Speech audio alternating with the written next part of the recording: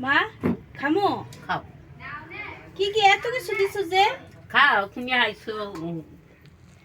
পাপড় ভাজা দিছো বেগুন ভাজা তারপরে ডাল তারপরে মাছ এটা কি মাছ কাতলা মাছ হ্যাঁ তারপরে এটা খাসির মাংস হ্যাঁ তারপরে এটা কি এটা চিকেন ব্রয়লার আর এটা ডিম আমলেট হ্যাঁ বা